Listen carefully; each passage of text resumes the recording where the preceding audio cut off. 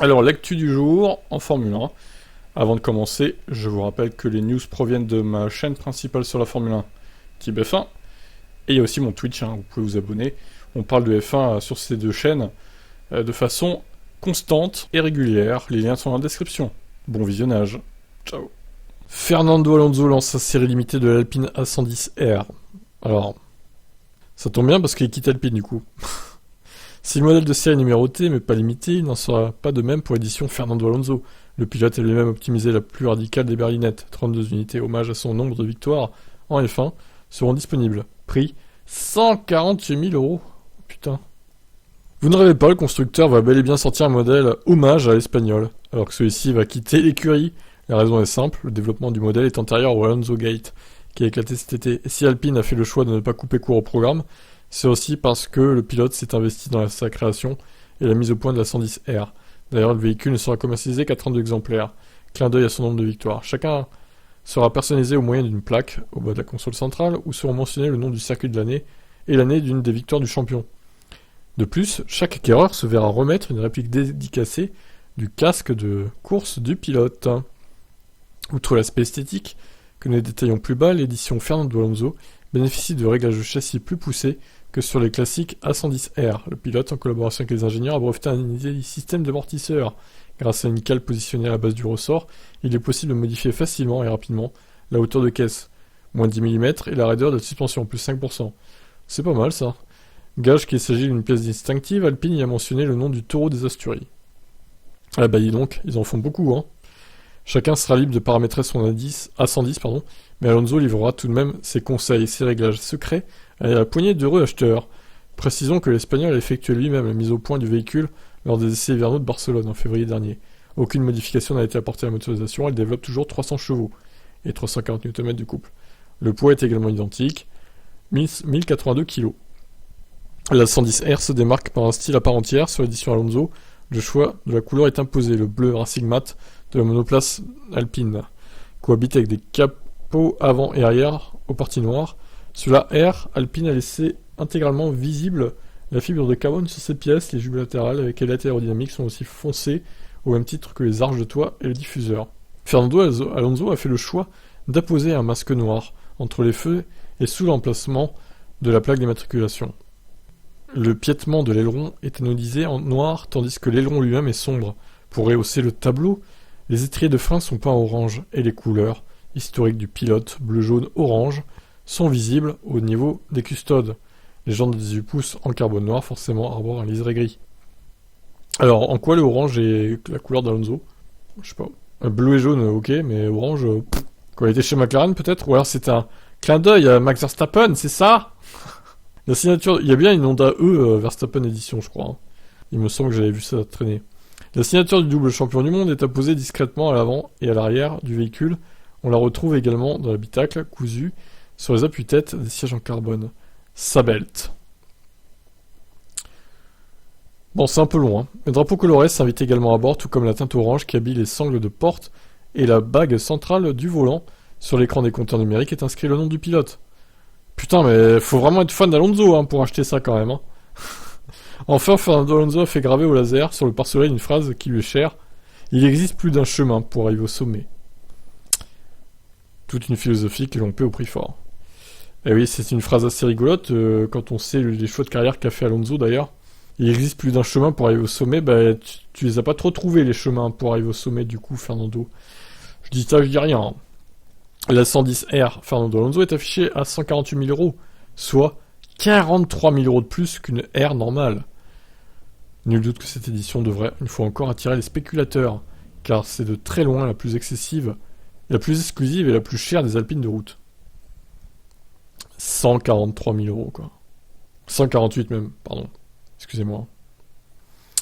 Donc, bah écoutez, ouais. Ça, est-ce que ça vaut son prix? Moi, je vous pose la question. 148 000 euros pour une voiture qui fait 300 chevaux, je suis un peu dubitatif. Oh là là, 110 R Fernando Alonso, quoi. Putain, quelle horreur. Quel enfer.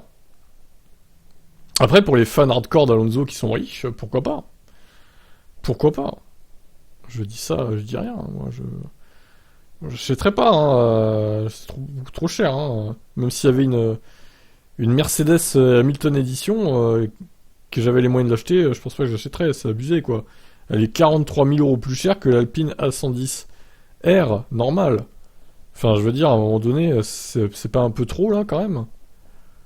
Je sais pas. Si vous avez les moyens, vous, est-ce que, en tant que fan d'Alonso, vous achèteriez cette voiture unique? Enfin, unique, 32 exemplaires seulement. Bon, j'arrête après avoir vu toutes les photos. Hein. Donc, il y a du Alonso partout, hein, clairement. Voilà, même sous les phares. Eh ben, dis donc. Et le pire dans tout ça, c'est qu'il quitte l'écurie à la fin de l'année, quoi. C'est dommage. C'est dommage parce que ça arrive un peu au mauvais moment, en fait. Elle arrive un peu au mauvais moment, cette voiture. Mais bon, je ne doute pas qu'elle trouvera preneur, hein, évidemment. Elle est plutôt jolie. Sauf le choix de jante qui est quand même un petit peu dégueulasse à mon goût. Après, voilà, encore une fois, les goûts et les couleurs. Voilà, bah, écoutez, je vous laisse commenter, hein. Ciao, ciao. Lewis a connu quelques nuits blanches après Singapour, les erreurs qu'il a commises. Incroyable, pas digne d'un septuple champion du monde Lewis. Honteux! Je ne dirais pas que j'ai beaucoup cogité, mais il y a eu quelques nuits blanches car ça joue sur votre esprit. C'est ce qui arrive après un week-end comme celui-là. Je me lève tous les jours à 6h30 pour aller m'entraîner courir, aller à la salle de sport, afin d'avoir ces endorphines positives et pouvoir me concentrer sur le week-end. On ne peut pas changer le passé, il faut donc travailler pour s'améliorer à l'avenir. L'avantage pour Hamilton est que le Grand Prix du Japon a eu lieu dès ce week-end et qu'il peut donc rapidement passer à autre chose. D'ailleurs, le Britannique n'échappe pas à la règle pour ce qui est de son bonheur de retrouver Suzuka. C'est un circuit incroyable, tous les pilotes l'aiment car il est vraiment à l'ancienne. Le voyage jusqu'au Japon était génial avec tous ses fans. Il s'agit d'un endroit et d'un week-end absolument unique. La météo est traditionnellement imprévisible au Japon et Hamilton aura bien sûr un œil sur les radars. Le W13 s'avère moins apte à exceller sous la pluie que nos voitures précédentes. Cependant, la bonne nouvelle pour nous est qu'il semblerait que les qualifs et la course seront disputés sur le sec. Bah écoutez, regardons la météo. Voir si ça a changé. Ouais, vendredi, ouais, c'est terrible. Hein. Mais vous levez pas pour les essayer, les gars, ça sert à rien, je vous le dis. Hein. Ça va être chaotique. Hein. Vous allez voir la personne rouler à 5h du matin. Alors là, j'ai programmé la vidéo justement pour qu'elle se programme à 5h du matin. Je suis endormi à l'heure actuelle. Donc si vous voyez la vidéo à 5h du matin, c'est pas moi qui l'ai mise, c'est YouTube. Enfin, moi je l'ai programmé, je l'ai fait la veille. Mais voilà, regardez. Vendredi, c'est pourri. Bon, samedi, c'est beau par contre. Samedi, c'est beau. Il n'y a pas une goutte de pluie samedi, ok. Et dimanche, ça va être mitigé, j'ai l'impression. La Hainaut prévoit de la pluie à 14h, heure locale. Toute l'après-midi même. Par contre, la chaîne météo, plutôt des nuages au moment du départ et après de la pluie. Donc ça reste un peu incertain pour dimanche, encore. Mais bon, voilà. En gros, full pluie vendredi, samedi, full soleil, et dimanche, incertain. Voilà. Allez, bye. Alors, ce qui dit Suzuka dit Tsunoda, du coup. La star du week-end, tu m'étonnes, ouais. Il a bouclé plus de 10 000 tours du circuit. Je pense qu'il le connaît bien, du coup. C'est un moment forcément très attendu pour lui, d'autant plus savoureux qu'il sait que ça ne sera pas son dernier Grand Prix national, puisqu'il a été récemment prolongé par le Fattori. Et sans surprise, Tsunoda ne connaît pas vraiment d'instant de solitude sur l'île d'Honshu. C'était incroyable, dès que j'ai atterri à l'aéroport, il y avait beaucoup de monde. Même autour des hôtels, je suis allé dans les tribunes ce matin pour tourner un peu avec les gars de Netflix. Et même là, j'ai trouvé qu'il y avait beaucoup de monde. Jusqu'à présent, ça a été de belles journées, certainement les meilleures que j'ai eues, sans aucun doute. En Formule 1, j'ai hâte d'être à ce week-end. Hein. Depuis la F4 japonaise, le pilote AlphaTauri a limé le bitume sur le Grand 8 nippon. Il estime avoir bouclé plus de 10 000 tours. Yuki Tsunoda est même diplômé de l'école de course auto du circuit de Suzuka. Mais est-ce vraiment un avantage au moment de disputer le Grand Prix, dans une monoplace bien plus rapide? Oui, j'ai piloté une F4, je crois que c'était il y a 4 ans. Je pilotais ici et la dernière fois à Suzuka, j'ai gagné. Donc ce sont de bons souvenirs. Je tournais en 2 minutes 06, 2 minutes 07. Donc il y a 40 secondes de différence avec la F1. Un peu moins, oui, du coup. C'est très différent. Même dans le simulateur, j'ai senti que ça allait beaucoup plus vite que lors de mon expérience ici sur la piste. Donc j'aime vraiment Suzuka, comme je l'ai dit, je pilote ici depuis 2016. J'ai bouclé ici plus de 10 000 tours, ou quelque chose comme ça. J'ai appris beaucoup d'astuces. Mais en même temps, comme je l'ai dit, c'est très différent quand je conduis une F1. J'ai besoin d'une bonne préparation, mais je pense quand même que c'est l'un des meilleurs circuits de mon expérience. Plus de pression pour lui, du coup? Pour l'instant, non, c'est vraiment un truc cool. C'est très cool. Pour l'instant, je ne ressens pas de pression parce que c'est vraiment difficile d'imaginer que je conduis ici. Parce qu'il y a 4 ans, j'étais un des spectateurs qui regardait ces gars-là, vous savez. Et maintenant, je conduis devant eux. Devant les fans japonais. Donc oui, c'est vraiment difficile à imaginer. Mais c'est vraiment cool. Je m'attendais pas à ça, pour être honnête. Il y a des photos énormes de moi dans la tribune. C'est très motivant et ça me donne de l'énergie supplémentaire. Cette année encore, Tsunoda est le pilote numéro 2 chez AlphaTauri, mais l'an prochain, si Pierre Gasly signe avec Alpine, il pourrait prendre le rôle de P1. Eh bien, je pense que j'ai encore beaucoup de choses à apprendre de Pierre, par exemple, pendant les 5 hautes courses, et c'est sûr que le genre d'erreur que j'ai faite à Singapour doit être réduite. J'ai aussi beaucoup de choses à corriger, comme les pénalités, tout ça, ce sont des choses pas nécessaires. Donc il faut définitivement améliorer tout ça, mais en même temps, concernant mon rythme, surtout sur un tour, je suis assez content. J'ai bien progressé jusqu'ici, je vais continuer sur cette lancée pour l'année prochaine. Et oui, pour mon expérience en course ce week-end, ce sera une bonne expérience à avoir. Je dois absolument retrouver le rythme normal, ou le bon rythme, que j'avais pendant la première moitié de saison, et Suzuka sera probablement une bonne occasion de retrouver ce rythme. Je dois le faire. Je suis encore en train d'apprendre, j'ai beaucoup de choses à apprendre, mais je semble avoir une assez bonne confiance pour le faire. Eh ben, c'est ce qu'il faut. Mais moi, j'en suis pas convaincu, honnêtement. Est-ce qu'il a pas déjà atteint son plein potentiel, en fait, Tsunoda? C'est ça que je me pose comme question, en fait. Est-ce qu'il peut encore progresser? Moi, j'ai quelques doutes, perso. Il fait beaucoup trop d'erreurs, encore, là. La première fois que j'ai regardé le Grand Prix, c'était probablement en 2010. J'étais à l'entrée du virage 1, et je me souviens encore que beaucoup de Formule 1 entraient dans le virage 1 avec beaucoup d'étincelles. C'était la première fois que je regardais de la F1 depuis 2007. J'aimais pas beaucoup la Formule 1 parce que c'était trop fort. Les bruits de moteur, je me bouchais les oreilles. Mais quand j'ai regardé, probablement lorsque Seb a remporté le championnat, donc ça devait être en 2010, j'ai été très impressionné par les F1, par leur rapidité et beaucoup de choses m'ont vraiment surpris. Je n'ai pas beaucoup de souvenirs. J'étais à Suzuka quand Kobayashi a obtenu la 3ème place? Non, probablement pas, malheureusement. Très bien, merci Yuki pour cette interview très intéressante, n'est-ce pas? Alors, est-ce qu'il va briller devant son public? On lui souhaite, évidemment. Bah, l'objectif, ce serait de marquer des points, quoi. Et de devancer Gasly, pourquoi pas. Allez, ciao. Ricciardo est soulagé et heureux après son top 5 à Singapour. Le pilote McLaren espère bien finir sa saison. C'est vraiment vraiment cool d'être de retour ici. Les fans sont déjà là en force avec tous les... Vous appelez ça des vêtements? C'est plus comme des costumes. Mais il y a un casque de course grandeur nature de Vettel, déjà prêt à être utilisé. C'est amusant. J'ai l'impression que chaque pilote a ses fans fidèles ici. Vous savez, je me souviens que depuis ma première fois en 2011, je pense que je reconnais encore les fans de l'époque, et certaines photos aussi. Vous savez, ils font des t-shirts de vous, c'est amusant, donc oui, tout le monde a un petit fan club ici. Après sa 5ème place de Singapour, il avoue avoir retrouvé le moral. Soulagé, heureux, enchanté, c'était très bien, j'étais très heureux. C'était honnêtement un peu triste que je n'ai pas eu un top 5 cette année, donc c'est bien d'y arriver. Mais c'était aussi la triste réalité du fait que c'était une année difficile.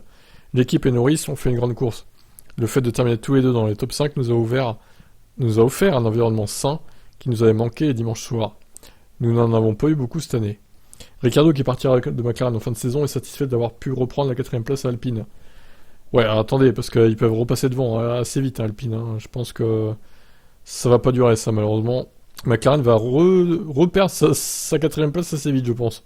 C'est le sport, il peut se retourner aussi rapidement en quelques heures un dimanche. Ça nous a évidemment remis dans la lutte, ce qui est évidemment une bonne chose. On avait l'impression que ça commençait à s'éloigner pour nous. Mais un grand week-end nous a permis de revenir. Je suis donc heureux, j'essaie d'aller jusqu'au bout. Celui qui est pressenti pour être le pilote réserviste de Mercedes, l'an prochain admet que ce type de course redonne envie de courir. Les bons résultats aident, ils rendent tout meilleur en termes de plaisir. Toujours plus amusant de courir en tête de grille. Mais je ne pense pas que ce soit nécessairement une question de savoir si je veux toujours le faire. Il faut juste les bonnes circonstances, donc oui, le résultat est bon, mais je pense pas que ça change mon parcours pour les 12 prochains mois, ou que sur ce d'autres. Je pense que pour ça, je veux être à l'avant. Surtout être à l'avant et avoir un bon rythme. Parce que c'est quand même mangé 30 secondes entre la fin de la dernière safety car et l'arrivée par rapport à Norris. Son rythme était exécrable à Daniel Ricciardo. Donc moi je veux bien qu'il se batte 5ème, mais bon, il est arrivé là un peu par hasard grâce au safety car et tout, on va pas se mentir aussi. Il n'est pas arrivé là grâce à ses performances sur la piste. Donc bon. Après voilà, 5ème c'est toujours bon à prendre, je dis pas le contraire, bravo à lui. Mais c'était un peu anecdotique, cette 5ème place. On va dire qu'il n'a pas eu cette 5ème place via sa performance comme Norris a pu le faire. Mais bon, c'est l'histoire de sa saison 2022 à Ricciardo, et 2021 aussi. Allez, ciao. Hamilton a encore beaucoup à faire en F1, je ne peux pas prendre ma retraite maintenant, déclare-t-il. Je n'ai pas l'intention de partir de sitôt, rien n'est encore fixé, donc ça peut aller dans les deux sens. Hamilton sait simplement qu'il veut rester avec Mercedes pour le reste de sa vie, après sa carrière active de pilote. En effet, Hamilton voit son avenir chez le constructeur automobile et peut mettre ses idéaux au service de l'entreprise. L'entreprise offre tellement d'emplois à tellement de personnes, c'est une plateforme très forte pour changer les récits. Mercedes est capable d'apporter de vrais changements positifs. Hamilton estime qu'il a déjà beaucoup accompli et note que son message et ses idéaux qui concernent principalement la sauvegarde de l'environnement et l'inclusivité et la visibilité des minorités passent bien. C'est pourquoi le Britannique estime qu'il est important de conserver son podium en F1. Son podium en F1, ça veut rien dire. Je ne peux pas me retirer maintenant, car je viens seulement de commencer à créer un environnement plus ouvert et inclusif. Dans ce sport, je dois rester m'assurer que ça reste ainsi. Bon, alors je pense pas qu'il restera 5 ans comme ils disent, 5 ans ça me paraît beaucoup quand même, mais au moins 2 ou 3 saisons, ouais, supplémentaires. Hein. Je vois bien rester jusqu'à fin 2024, au moins comme Alonso, quoi. Allez, je vous laisse commenter, ciao ciao. Russell, Mercedes n'a pas capitalisé sur son rythme à Singapour. Ah bah, effectivement, oui. Nous avons pris des décisions audacieuses, évidemment tout est facile avec le recul, et peut-être que nous avons pris trop de risques. Mais nous savions que ça n'allait pas être simple, et c'est ce qui arrive quand on a une mauvaise qualif sur un circuit comme celui-là. Le Britannique n'est pas étonné du bon potentiel de la monoplace sur un circuit à fort appui. C'est en quelque sorte conforme à ce qu'on attendait. Je pense que ces courses, surtout après la trêve estivale, nous permettent de voir clairement où notre voiture fonctionne, où elle ne fonctionne pas. Ça nous donne une direction de développement très claire à suivre. C'est dommage pour nous de ne pas avoir capitalisé sur ce week-end. Nous l'avons tous ressenti, mais c'est sûr qu'il y a encore beaucoup de signes positifs. Surtout que nous avions vraiment été en difficulté sur les circuits urbains en début d'année. J'aimerais que ce soit aussi compétitif que le week-end dernier, mais je pense que ce sera un peu plus difficile. Ferrari a été très rapide dans les virages à vitesse moyenne et haute cette année. Les Red Bull ont été vraiment rapides dans la ligne droite, avec une seule zone DRS. Elles seront probablement en bonne position aussi. Donc ça va pas être simple. Mais je pense que nous montrons toujours un bon rythme le dimanche. Il n'y a aucune raison pour que nous ne puissions pas être dans la lutte. Je sais pas trop à quoi m'attendre à Suzuka pour Mercedes, honnêtement, c'est un peu l'inconnu là. Bon, on verra bien les résultats des essais libres 1 et 2 demain matin. Allez, je vous laisse commenter, ciao. Alors Pérez qui rejoue la carte du racisme, hein, on l'avait écouté l'autre jour. Il a insinué que les médias n'aimaient pas trop les Mexicains. Et là il recommence. Bon, il faut se calmer Sergio, à un moment donné, faut arrêter de se victimiser quoi. Hein. Avant sa victoire à Singapour, Pérez a traversé une période compliquée obtenant des résultats décevants. Marco s'était même laissé aller à une critique douteuse, pleine de stéréotypes en affirmant que Pérez, après les qualifs de Hongrie, avait peut-être trop bu de tequila. Ça fait écho à des propos récents d'Alonso. Les pilotes latins en F1 subissent-ils des préjugés trop négatifs, comme s'ils préféraient le farniente au labeur acharné. Faut-il d'ailleurs rappeler que le podium de Singapour était 100% latin. Pérez, le clair latin, pas trop quand même. Il est monégasque, techniquement il est pas latino. Sainz ok et Pérez aussi, mais pas Leclerc. Hein. Je suis pas trop d'accord avec ça. Hein. Sur cette stigmatisation des pilotes latins, Pérez est donc allé dans le sens de Fernando Alonso. Oui, il existe des préjugés inconscients, et qui sait jusqu'à Milton Keynes. Chaque fois que vous avez une mauvaise course ou une mauvaise passe, comme n'importe quel pilote, parfois avec les pilotes latins vous pouvez entendre un peu plus de critiques. Et dans mon cas on ne parlait que de quelques courses, vous savez, ce n'est pas comme si toute l'année c'était mal passé. Vous voyez que d'autres pilotes ils ont des problèmes similaires, on en parle à peine. Donc parfois je me sens comme ça stigmatisé. Je l'ai ressenti tout au long de ma carrière. En même temps, c'est la beauté de notre sport d'avoir ce va-et-vient dans les médias. Avec les médias, nous formons un grand sport, et en tant que sportif, vous recevez toujours de la motivation des médias ici et là. C'est absolument rien de plus que ça. Pérez semble avoir été affecté par les critiques négatives, en particulier ces derniers Grands Prix. Parfois j'ai l'impression que les gens ne comprennent pas vraiment la situation dans laquelle je suis, l'équipe dans laquelle je suis et qui je dois affronter et tout ça. Mais je ne suis pas ici pour que les gens me donnent du crédit. Je suis ici pour mes propres raisons, je dois juste aller de l'avant. J'ai juste l'impression que parfois on me prend pas au sérieux. Parfois les gens disaient bien c'est juste un Mexicain, il est paresseux, c'est sa culture. Qui dit ça quoi? Personne ne dit ça. Hein. Et c'est comme si, juste parce que tu es mexicain, tu n'es pas capable de rivaliser avec les meilleurs pilotes du monde. J'ai parfois ressenti cette attitude à mon égard, surtout dans les premières années, mais d'un autre côté, c'est toujours agréable de prouver que tout le monde peut être à la hauteur.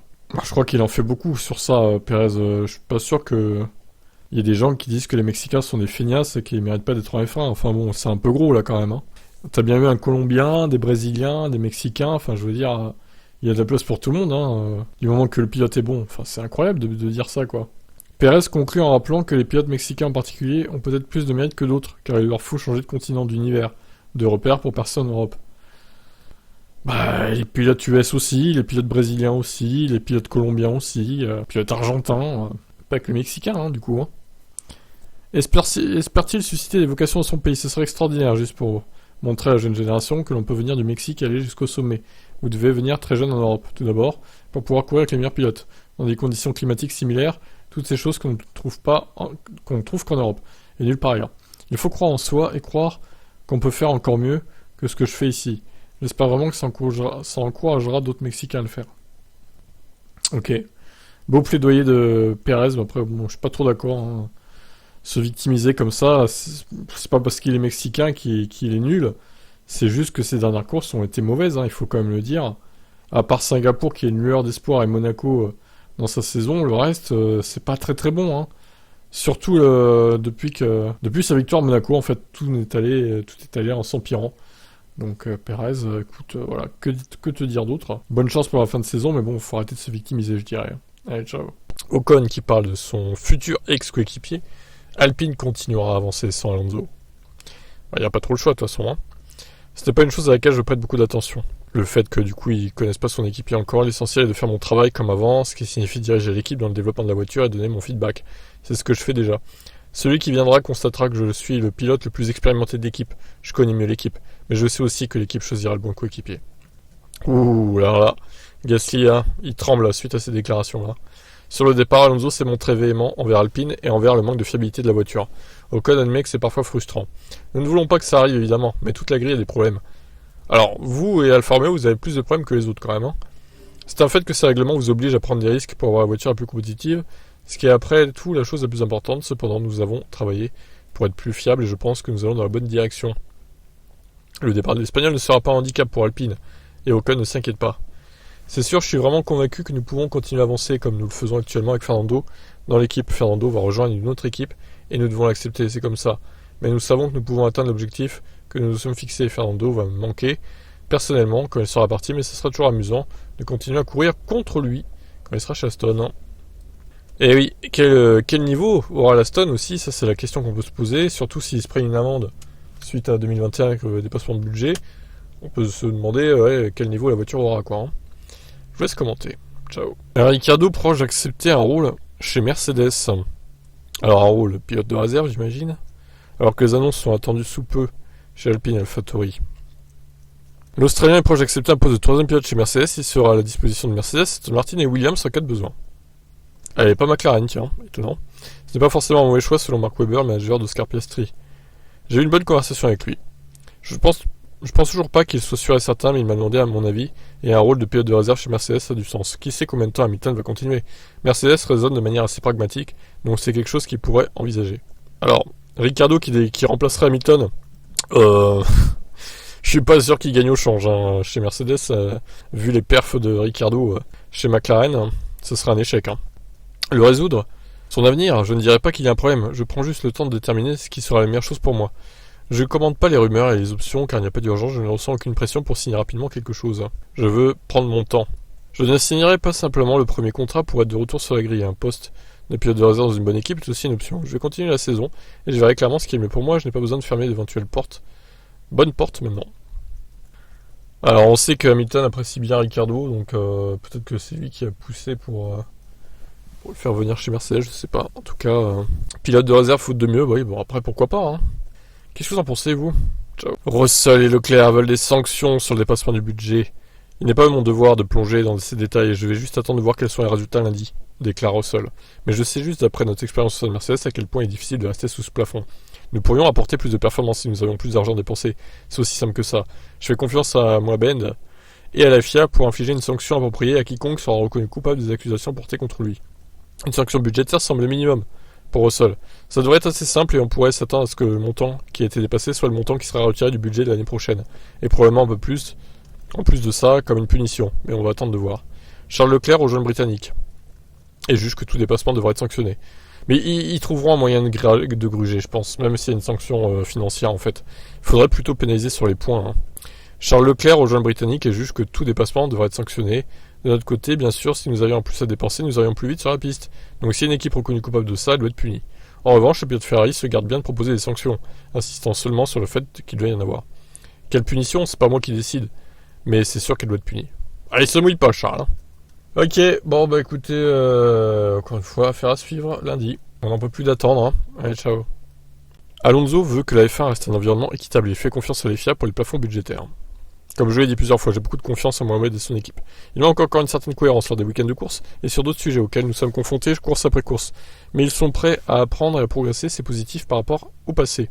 Pour le reste, en dehors de la course, en dehors de la piste, je fais entièrement confiance à ce qu'ils font et à ce que sera le résultat la semaine prochaine avec le plafonnement des coûts et la manière dont le sport évolue dans le futur. J'ai aucun doute sur quoi que ce soit. Alonso s'inquiète du contrôle de toutes les ramifications des équipes et pense forcément à Red Bull puisque Marco lui-même mettait en avant dès le week-end dernier la présence de Red Bull Advanced Technologies et de Red Bull Technology pour justifier les interprétations de budget. Je sais pas, c'est un sujet difficile du point de vue du pilote, ce n'est pas vraiment pertinent ici, et nous comptons sur nos équipes pour vraiment contrôler ce qu'elles font. Je pense que nous attendons tous de la FIA qu'elle contrôle au mieux toutes ces choses parce que nous voulons courir dans un environnement équitable. Mais c'est un sujet très difficile, il y a beaucoup de choses que nous devons nous assurer de contrôler. Le plafond budgétaire est une chose, il y a beaucoup d'équipes avec des structures différentes, des choses différentes, leur propre circuit dans leurs propres usines. Donc il faut vraiment que ce soit bien fait. Oui, alors en plus Alonso, il va aller dans une équipe qui est accusée d'avoir triché, d'avoir dépassé les plafonds, c'est Aston Martin. Donc il doit faire bien attention à ce qu'il dit, petit Fernando là, pour pas froisser Lorenz. Il est très précautionneux dans ses propos, on le remarque. Vettel tient à ce que la Formule 1 parvienne à confirmer qu'il y a un pied d'égalité entre les équipes, alors que celles-ci doivent respecter les mêmes règles. Comme Alonso, il espère que la FIA va faire ce qu'il faut. Oui, c'est dans la même veine, nous essayons de contrôler notre pilotage et je pense que nous savons quand nous avons raison et quand nous avons tort en termes d'équité, lorsqu'il s'agit de donner assez d'espace. Il arrive que ça foire, mais nous essayons évidemment d'être corrects la plupart du temps, et je pense que c'est la même chose pour toute la gouvernance du sport. Il s'agit de s'assurer que l'équité est là parmi les équipes durant l'année. La FIA est en charge de ça, nous devons croire qu'ils font leur travail, et que si vous ne respectez pas les règles, il y aura des conséquences. C'est un sujet compliqué ou complexe, et on n'est pas là. Et on n'est pas les meilleurs juges pour comprendre. Tout résidera dans le fait de le décomposer, de le rendre simple et clair. Ouais, écoutez, affaire à suivre. C'est quand même étonnant qu'ils aient pas fait ça hier comme prévu, mercredi là. Qui reporte à lundi, c'est un peu bizarre quand même. Bon, on va patienter, tant pis. Allez, ciao. Lewis Hamilton s'étonne des 4 évolutions de Red Bull, ramenées fin 2021. Et oui. Lisons la déclaration. Bah oui, parce que les interviews elles ont eu lieu cette nuit à Suzuka. Donc voyons les différents articles qui sont sortis dans la nuit. Enfin, en ce début de matinée, on va dire. Ce n'est pas une chose à laquelle je n'avais pas pensé pendant cette saison 2021, déclare Hamilton. Je pense que j'en sais pas assez à ce sujet. Évidemment, il y a eu des rumeurs sur toutes ces différentes choses. Je peux pas vraiment dire quoi que ce soit. Mais ce que je peux dire, c'est que je me souviens que l'année dernière, à Silverstone, nous avons eu notre dernière évolution et heureusement, elle était excellente et nous pouvions nous battre grâce à elle. Mais ensuite, nous avons vu Red Bull apporter des améliorations chaque week-end ou tous les 2 week-ends. Ils ont eu, je crois, au moins 4 autres améliorations à partir de ce moment-là. Si nous avions dépensé 300 000 pour un nouveau plancher ou adapté un aileron, ça aurait changé l'issue du championnat, naturellement, parce que nous aurions été davantage en compétition lors de la course suivante. J'espère donc que ce n'est pas le cas. J'espère juste, je crois que Mohamed Ben Sulayem et la FIA font ce qui est juste avec ce qu'ils découvrent. C'est en cela que nous devons avoir foi. Hamilton espère que la publication des rapports financiers sera faite avec transparence et précision. Le 7e champion du monde compte sur le nouveau président de la FIA, Mohamed Ben Sulayem, pour que tout soit fait dans la lumière. À 1000%, je pense que la transparence est toujours essentielle, c'est toujours très important, en particulier avec tous les fans qui regardent à la télé et voyagent dans le monde entier. Je pense que c'est important pour nous tous, ainsi que pour toutes les personnes qui travaillent, les milliers de personnes, je pense que c'est important d'avoir une transparence dans toute l'organisation. Et la responsabilité est une chose à laquelle nous devons toujours rester fidèles. Nous avons vu au cours des années précédentes dans ce sport que les choses étaient traitées dans l'ombre. Je pense pas que ce soit la nouvelle façon d'avancer avec la nouvelle façon de travailler de Mohamed. Je pense que l'intégrité est très importante pour lui, tout comme Lay l'avait fait aujourd'hui avec une nouvelle direction. Je pense que nous avons de bonnes personnes en place. J'espère que nous aurons la bonne gouvernance. Ouais, donc en gros, quand même, s'ils ont dépassé le plafond, le plafond, je sais pas de combien, les rumeurs disent 5, il y a d'autres qui disent 1 million, il y a d'autres qui disent 100 000, on sait pas qui croire en fait. Donc on va attendre lundi, puisqu'évidemment ça devait avoir lieu hier, le résultat on l'a pas, ils ont reporté à lundi, qui arrive là, le lundi 10 ça du coup. Donc voilà, est-ce que ça a changé l'issue du championnat 2021 au final ? C'est dur à dire, peut-être pas, je vous laisse commenter.